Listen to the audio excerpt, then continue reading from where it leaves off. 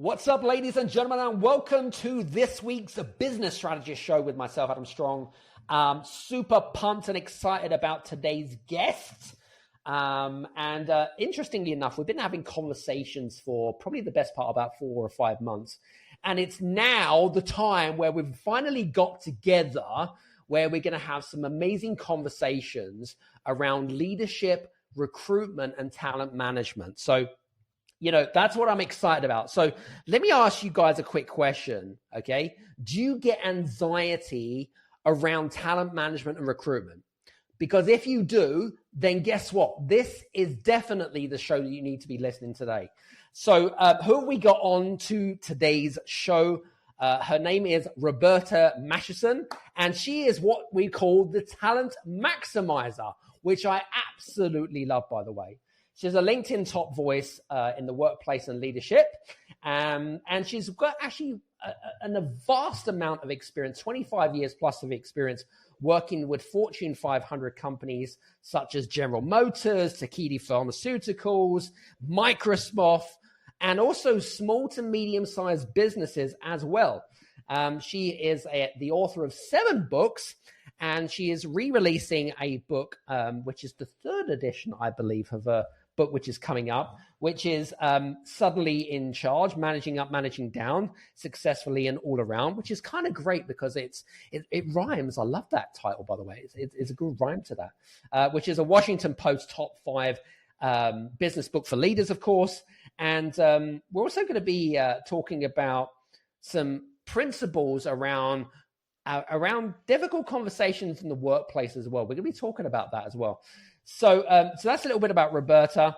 And some of the things that we're going to be covering today, just to give you a bit of a snapshot as well, we're going to be talking about her up-and-coming book, of course, which is coming out soon.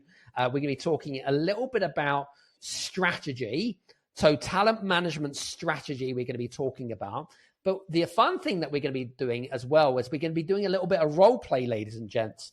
So make sure you got your notebooks and pens handy because Roberta's going to be dropping some massive value bombs. I know she is. So that's what the premise of today. If you're listening to us live, use the hashtag live, use the hashtag replay, of course. And if you are not listening to the video, of course, make sure you head over to the podcast, which is over on Spotify, on Apple. So without further ado, Roberta, welcome to the show. Thank you, Adam. It's a pleasure to be here. Likewise. I'm excited. I'm excited about today's conversation. I really am.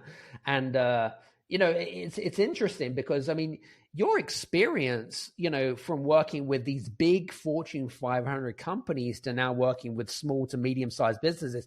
I mean, there's such a big, would you say there's a big correlation in terms of, the way that they work and stuff like that? I'd love to kind of get a little bit more of a snapshot, because there must be some cross correlation in the way that leadership works with those, but also, I don't know, from a small to medium-sized business perspective, CEO type of thing, I also find it very difficult to comprehend and understand how those styles work for a small to medium-sized business. What's your take on that?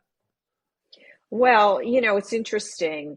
I always say that, people don't work for companies, they work for people. So it doesn't matter whether you're a Fortune 500 company or you're a company of 10 employees, right? People are making decisions on whether they're going to come work for you based on the people you have there, based on your reputation. And so I find when we're putting together strategies to attract and retain talent, that oftentimes in the smaller businesses it's actually easier. And it's easier because the CEO or the founder of the business is more accessible. And so if I recommend to that individual, you should be speaking at these conferences, you should be networking to find these people. If I told the president of GM to do that, she would look at me like, I got a whole fleet of electric cars here I'm trying to sell. Like, how am I going to fit that in? So, I think that there are many best practices that smaller businesses can take away from larger businesses. But I also think there is a lot of lessons that larger businesses can take away from small business. Love that. That's a really interesting perspective. I love that. One thing that I picked up from that conversation was that bigger businesses can learn from smaller businesses and vice versa. Because my thought was the smaller business can learn from the bigger business, but what can the bigger business learn from the smaller business? And what you're saying is that actually you make some really valid points. So I love that. Thank you so much. That's great. Now, working with some of the big companies and stuff like that, and with the smaller firms, have you noticed any sort of common traits with the way leaders are in successfully attracting and retaining top talent?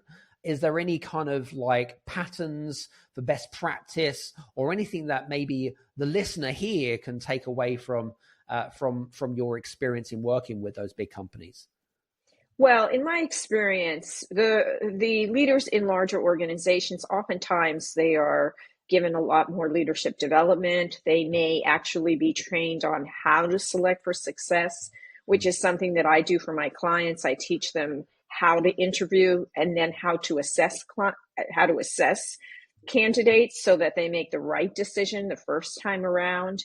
And so oftentimes smaller businesses are like, well, we don't need that, or we can't afford that. And I'm like, you can't afford not to do that. So, I think there might be a little higher level of sophistication. Love that. Love that. And interestingly enough, because I know that some of the listeners here are, your small business owner, CEO, 6-7 figure business and whatever it is. And whether it be your first employee or 10th, 20th, whatever it is, however the big the team is, from conversations, Roberta, and this is just from conversations that I've had with people, is that they have these anxieties around when it comes to recruitment and, attracting the right people. What's the advice that you give to those types of CEOs and individuals and founders that maybe experience anxiety around this? Is there anything that you have for people that, whether it be in your book or any kind of epiphanies, if you like, that you'd like to share? Well, I believe the reason they have that anxiety is because they don't know how to do something. And oftentimes, again, with the smaller businesses and with, 6-7 figure, organizations, they're like, I don't have time to learn this, right? Because you're wearing many different hats. But I do a program called Selecting for Success, and I have gone into organizations and I have taught first line supervisors how to do this, right? And when they leave, they're just, oh my gosh, this is great. Like, now I know why I'm asking these questions, instead of just going, tell me about, a time when you had, whatever, and then they write it down and they check the box.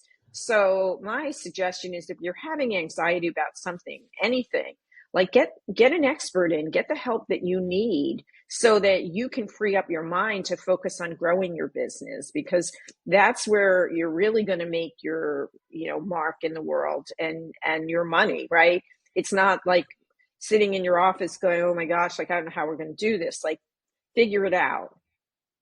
Love that. Yeah, that's a really good point. One thing that I picked up from your conversation, and great tip here, by the way, is to hire someone that's experienced in doing that. I think that is a really great piece of advice, by the way. So that's a great golden gem, that one. Love it. What I was going to say, your up and coming book, third edition, should we say, Suddenly in Charge, which you discuss different strategies for managing upwards and downwards. Okay. What's the one piece of advice that you offer to leaders who are struggling to believe the dynamics, especially in fast growth companies, in terms of being able to attract the right talent? Any thoughts there? Well, yes. The book actually came out 2 weeks ago, so I'm very excited for this new edition. It's really a culmination of all my books. I've added a lot of new chapters. So I'm like, oh, I wrote a book about this. I'm going to put a chapter about this in the book. And, there are definitely chapters about, how to attract top talent that will stick around. But I think really for those who are listening that are in management roles, the biggest takeaway from the book is that if you don't manage up, you're not going to need to manage down, because if you don't manage the relationships above you in the organization and develop those relationships, there's a good chance that you're going to get taken out by a wave you never saw coming. And, when these decisions are made, and lots of decisions today are happening around reducing the workforce in many companies, the people that go first are the ones that don't have this solid relationship. So I think that's super important to keep in mind. In the book, I do have several chapters devoted to the attraction of talent, and how, as a leader, you should be on the front line. You're the one who should be out there looking for your team, and not sitting back and thinking, oh, the people in HR are doing that for me, because they're not. They're just so overwhelmed. They have their own jobs they're trying to fill, right? Absolutely. So it's really taking control of the process, and not, it's sort of like the example of, if you're looking for a job and you call a couple of headhunters and you give them, and you say, hey, I'm looking for a job. And they're like, okay, great, send me your resume. And then you sit back and you're like, oh, I got this. Well, they're not looking for you.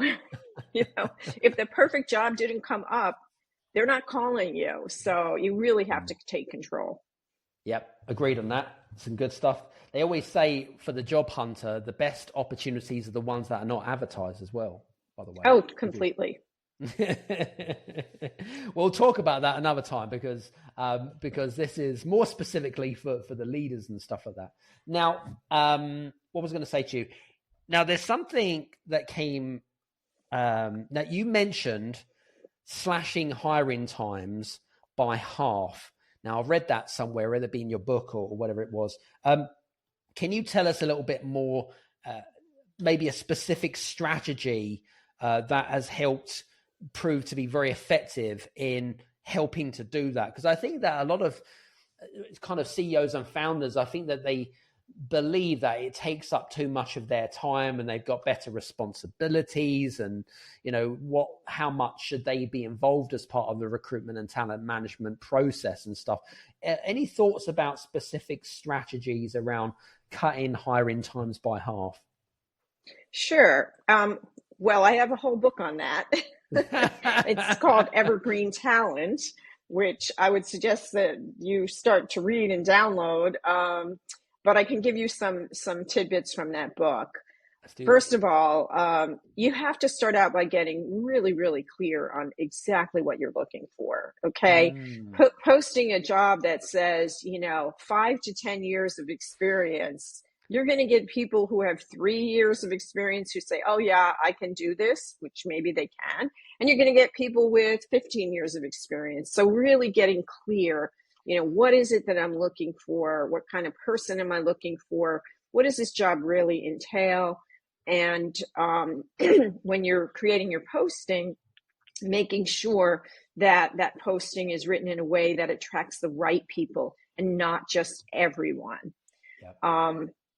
Also taking a look at how many people are involved in your hiring process right now. So making a list, and then they have to talk to this person who's in this department and this person. And I suggest make that list, put a line through the middle, and then drop the people at the bottom, and just make your decision. And it's interesting because I went through this process with a client of mine who is the CEO of a smaller business. And I challenged him about, you can hire a director of development in less than a week. And he was like, really? I'm like, yes. And he said in the beginning, when he was getting ready to post the job and go through the process, he had to pull himself back, and he's like, I'm not doing it the old way. And he actually did hire a top-notch director of development in less than a week. Wow. Because he followed the steps, he followed the process, and he got out of his own way. So it can be done, and it is being done. You're just not doing it. Interesting. I love the fact that you brought up something really interesting there, where you said he was resistant to going back to the old ways and just followed the methodology that you provided. And it's so interesting, because I know for a fact that it's very difficult to, what's I going to say to you? Break old habits or back old ways. Do you know what I mean? I do know. Yeah, It is. We slide back. And that's yeah. why, he knew he had to face me. Yeah. Like if And this job didn't get filled efficiently, he knew he had to face me. Yeah. But I love that. That's a great accountability, by the way. That's really, really interesting. I love that. Revenue growth and I suppose developing employees, talents, I suppose, kind of training, development, that kind of stuff. Is there any kind of specific examples where you've had maybe a case of, we all know the importance of investing in your employees and developing the team for their skill sets, mindsets, so forth, so forth. Is there any specific examples or maybe clients that you've worked with that there's been a significant shift maybe in their revenue growth when they've invested in their employees or developing their team? Any thoughts there? Oh, totally. I mean, especially when we look at the turnover rates, my clients who invest in their people, who hire coaches for their people, it's remarkable how that employee turnover drops significantly. And if you look at the cost of turnover, it could be 1, 2, 3 times someone's salary. So if you're talking about somebody who's making, $100K, and let's just split it down the middle. So maybe it's costing $200,000 to replace them. Think of if you made an investment of less than $100,000, how much better off you would be. So that's really what it comes down to, because today's employees really want to know that their companies that they're working for really value them and they're willing to make an investment. And I see a lot of companies just relying on online training. And as somebody who has a lot of courses on LinkedIn that I have done for them, and somebody who has written 7 books, I can tell you that people are not going to learn all of these skills by watching a course while they're, having dinner and checking their email, okay, or reading a book. This whole issue of just having a one-on-one coach or group coaching or somebody who has been there, having access to somebody who can give them advice in real time, that's really how we learn. So, I mean, I think we're fooling ourselves like, oh, just take a class. It's funny because I had a plumber here the other day and he was changing out the garbage disposal. And I thought, oh, I could just watch a video and do that. And it would be like 6 months later. Of course, I'm not. Some people can, but not everyone. I love that. Some good stuff. Here's a thought process. And again, there'll be experiences where a lot of our listeners have had a bad experience in hiring the wrong person, right? And it might prevent them from, it may cause resistance and reluctancy in hiring again, for example, right? So do you have any, I don't know, a checklist, benchmark, or something that can help them to kind of, again, I suppose, get out of their ways and kind of give them some confidence and saying, you know what, actually, you can do this, right? You've had one bad experience or a couple of bad experiences or whatever it is. I feel that sometimes, Roberta, that when people have had a bad experience, and it might be for whatever reason that their old employee had set up a what do you call it? A competitive, company or whatever it is, you know what I mean? And it causes this kind of, I don't know, holding back, if you like, kind of mindset. Do you have any thoughts or advice for those types of people? Well, I think it starts with, first of all, forgiving yourself, right? I mean, there are professional interviewers. I mean, there are people, and I've been doing this, for a long time. There are people who will get by me, okay? They're really good at what they do. And especially if you're interviewing for someone in sales, okay? They're great at selling themselves. And so you need to get really good at figuring out not necessarily what somebody is saying, but how they're saying it, what's behind that. If somebody says to you, I was the quickest delivery person for Uber Eats. In a tone like that, you got to go, oh my God, like, did anybody get a hot pizza here or what? They're really probably not. They're just going through their script. Oh, tell them that you were the quickest driver, whatever, the best, so you have to do your homework. But again, it's getting comfortable and practicing. I'm sure your listeners didn't make their first sale in their business, the first time they went out. They probably had some rejections, and eventually they got help. They may have hired a sales coach and they figured out, oh, okay, this is how I need to be selling. I'm not selling stuff. I'm selling, I'm developing relationships that will lead to people purchasing my product. So I think it's just a lot of, forgiving yourself, but also recognizing, hey, I may not know what I'm doing. Yeah, that's true. That's true. I was going to say to you, I mean, again, I think it's also taking responsibility for, if you've got X amount of candidates that's applying for a job that you've advertised, you've got to take an element of responsibility. But from your perspective, are there any, should we say, red flags where you think, this guy or girl is bullshitting me, right? Or, that it's completely untrue. Are there anything that you would give to people that you've worked with, CEOs and founders, and said, you know what, if you're down to last 5 candidates or whatever it is, like what's the red flags that you look for and think, you know what, this is a bad hire, stay away from this for this reason? Any thoughts? Well, yeah, my thought is, this is why we have LinkedIn. Okay. You can go on to LinkedIn and see, hey, am I a first level connection to somebody I know? Are they a first level connection to somebody who works in that company? How do I check this person out through the back door?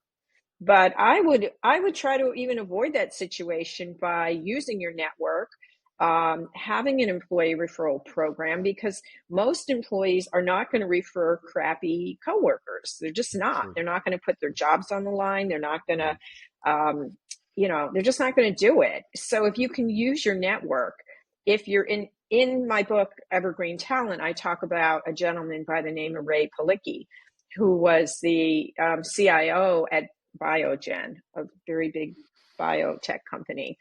And I don't think Ray ever paid for a recruitment fee. He didn't have to, because he was very visible. He always spoke at conferences. He always said yes when somebody reached out for an informational interview. He got involved in different associations. He was known. And when he had an opening, he had a line out the door.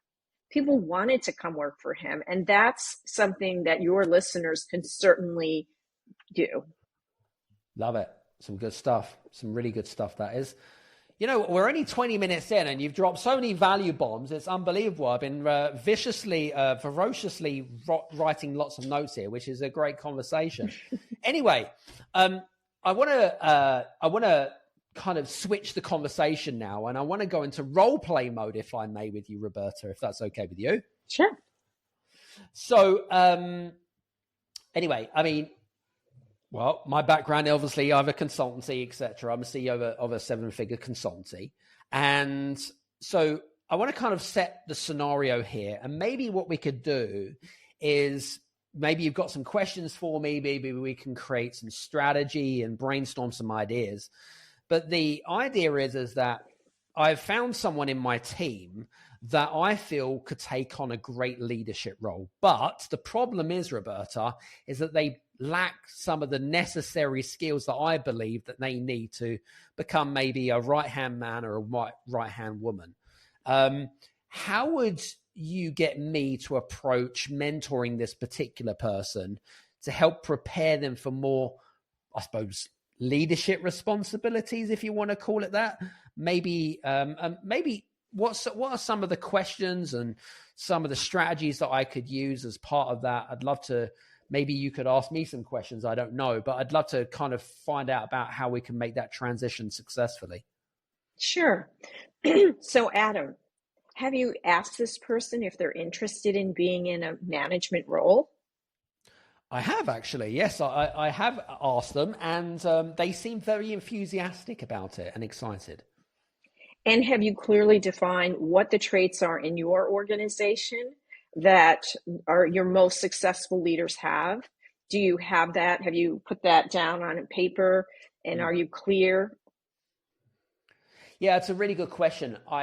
We've got we've outlined, obviously they know our core values about our company and things, but specifically, I wouldn't say specifically I've written down key things that I'm looking for, I suppose, in a way. Maybe vaguely in my mind, in my head, yes, but I guess I probably have jumped the gun and thinking that they should automatically know this, but clearly not. Well, I think it's really important that you list what are the traits, okay? Because being a leader is different than being someone who's not a leader.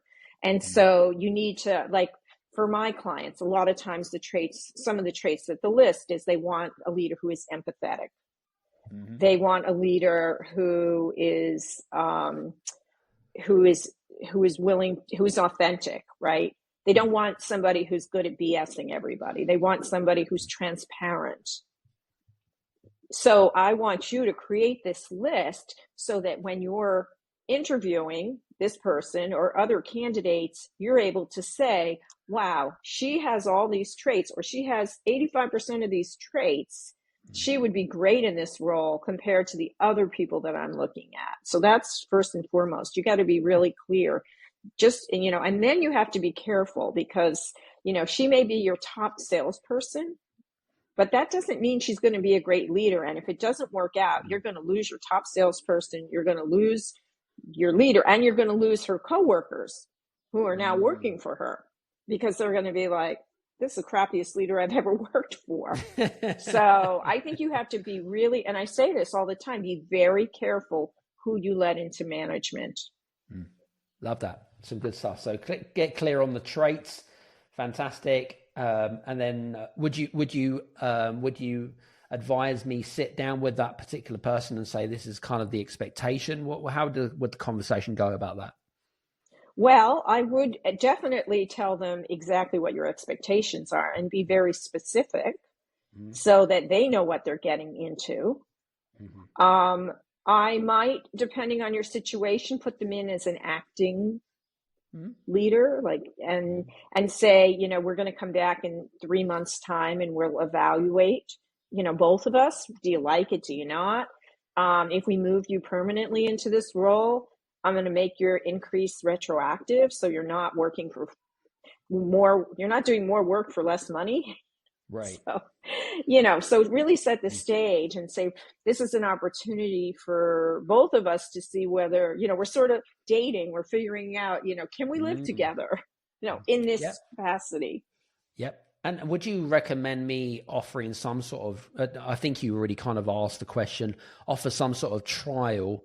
What's the difference between a trial and maybe an acting person that's holding a position? Is it the same thing? Yeah, it's the same thing. It's just, I'm going to give you you're going to be acting director. And let's both evaluate, does this bring you joy, or are you happy in this role?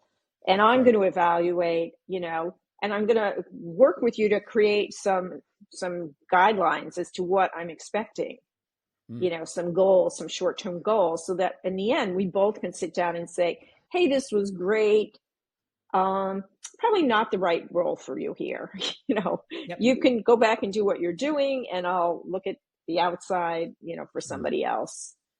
I think my biggest worry, Roberta, is that if I do hire them to come in on a management role, is that if they aren't the right fit, that they might take it personally or emotionally, and it might cause a rift in our good relationship that we already have. I mean, I think if they're not the right fit, they're going to know it, and they're going to be thrilled to go back to their other position. Well, that's good. That's good reassurance for me. Oh, that's really good reassurance for me. Okay, perfect. So that's not going to cause a rift. Okay, great. Anything else that I need to take into consideration as well? You mentioned traits and having that conversation. Yeah, I think that if you're serious about bringing this person along and he or she has never managed, and maybe you don't go the route that we just talked about, you're like, you know what, I'm going to promote them, then get them a coach, because you're a busy person. you are running this company and you think you might, but you're not going to have the time. Just because you know how to do something doesn't mean you know how to coach somebody else to do it. And I would say to them, I believe you can do this. I'm investing in a coach for you. I want you to talk to this person. We're going to set up an arrangement so that you have the support you need to be super successful in this role.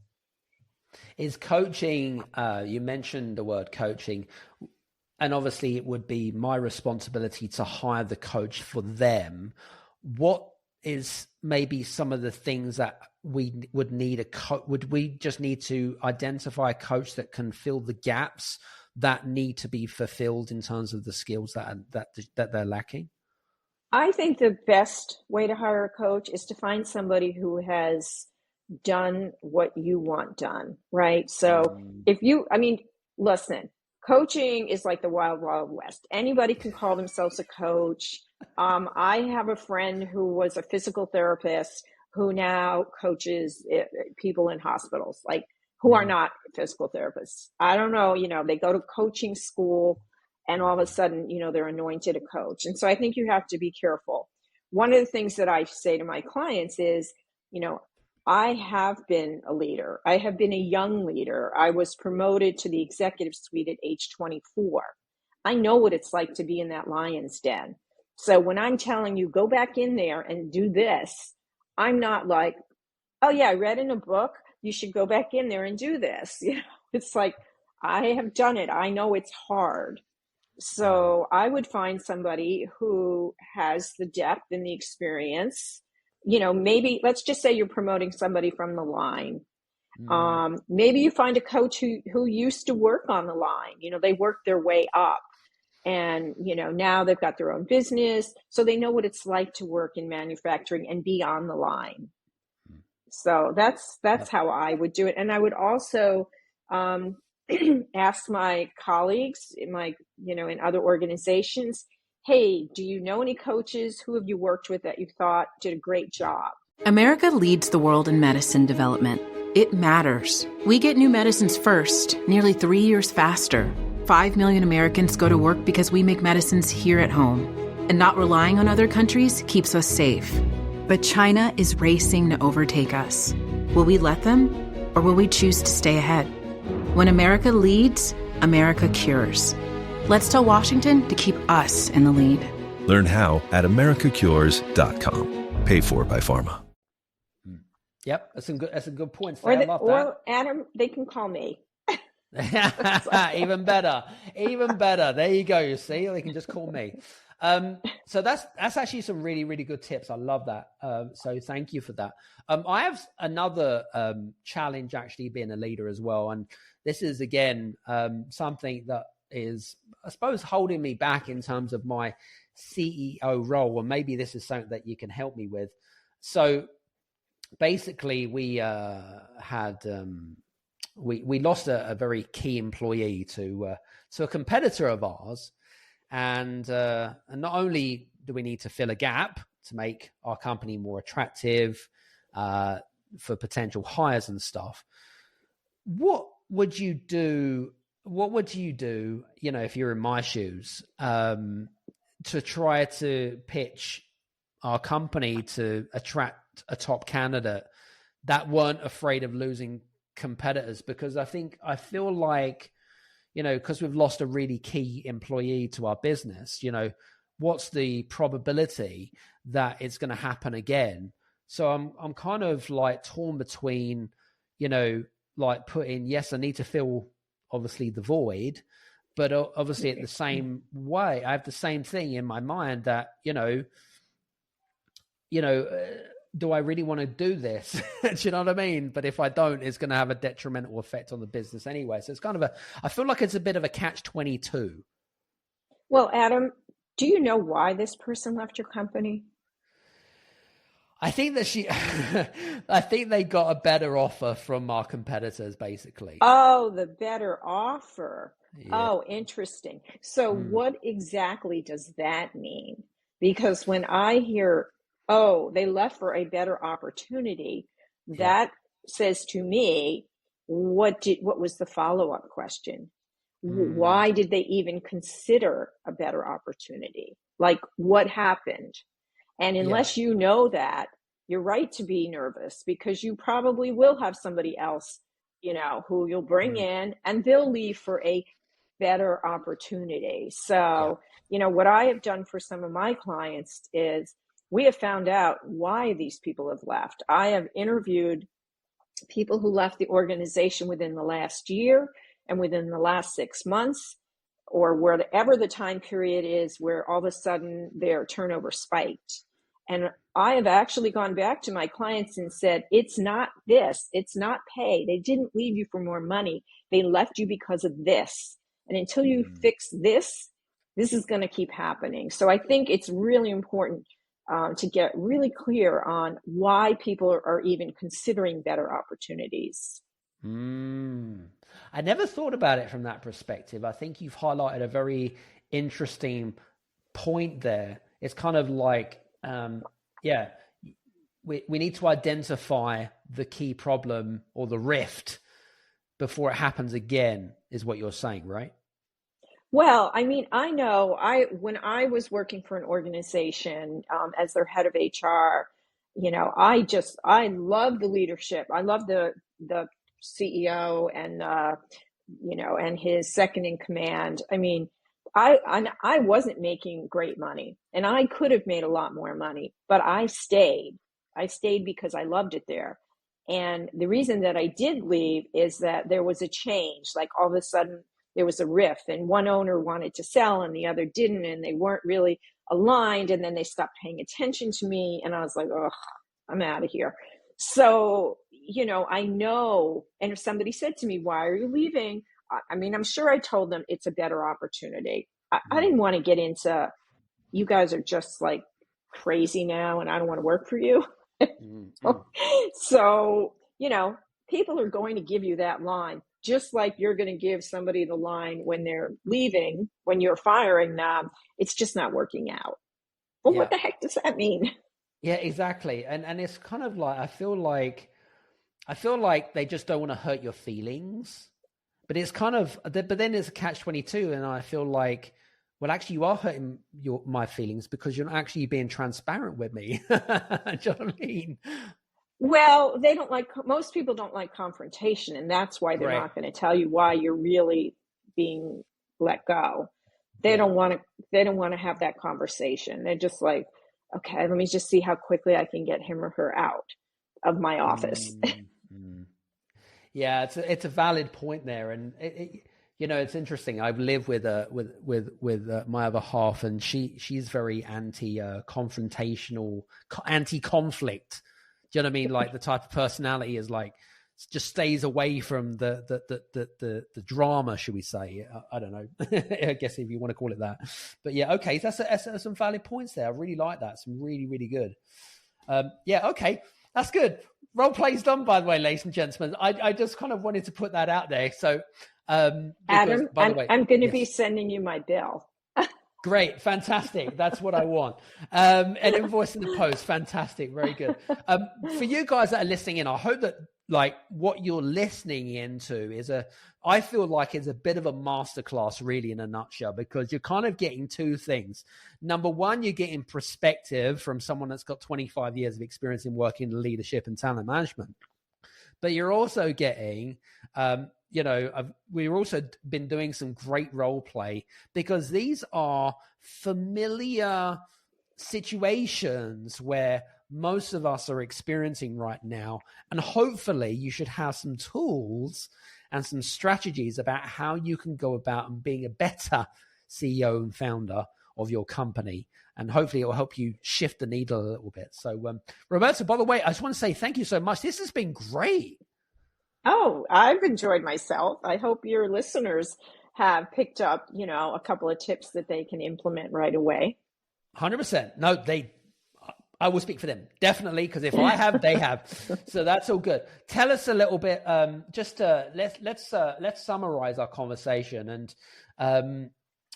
let's summarize our conversation, because we've gone through so much in such a short space of time, I feel, and there's just been so many great pointers and stuff like that. So let's just summarize our conversations and stuff like that. So let's do 3 big takeaways for companies or CEOs that are frustrated with the whole hiring process. Let's do 3 quick firing takeaway summaries from today. Any thoughts? Yeah, and I think the first thought is, remember that people don't work for companies, they work for people. The second thought is, be very careful who you let into management. And the third tip is to really get help. Get help if you need help. If hiring and interviewing and attracting talent is not your forte, it's not your business, then get help, because there are many people out there who are better at doing this than you are. So love that. Music to my ears. That is music to my ears. I know your book came out 2 weeks ago, which is available Amazon, Barnes and Noble, wherever you buy your books. Fantastic. Great stuff. And it's available globally, which is great. Fantastic. What's the best place where people can contact you if they've got any questions or any thoughts about today's episode? Sure. They can go to my website, Matuson, Matuson, consulting.com. They can reach out to me on LinkedIn. And if they mention that they, heard me on your podcast, I will gladly accept their invitation to connect. They can actually call me. I do answer my phone. So wow. The number is on my website. So feel free to give me a call. And if I can be of help, I will certainly be happy to help you out. Fantastic. Excellent. Well, this has been a great conversation, Roberta. For you guys that are listening, I hope that this has really helped you with the whole kind of hiring and firing and talent management type of thing. I think it's been an absolute great show. So from me and Roberta, I hope that you've enjoyed today's show. If you have enjoyed today's show, a quick reminder, feel free to leave a 1 or a 5-star review over on Apple or Spotify. You can interact with their wonderful AI bot that they have on Spotify, by the way, if you fancy that, of course. We'd love to always hear feedback, because feedback is great for growth. But from me, Roberta, thanks very much, and we'll speak to you soon. Take care, everyone. Thank you. My pleasure. Cheers.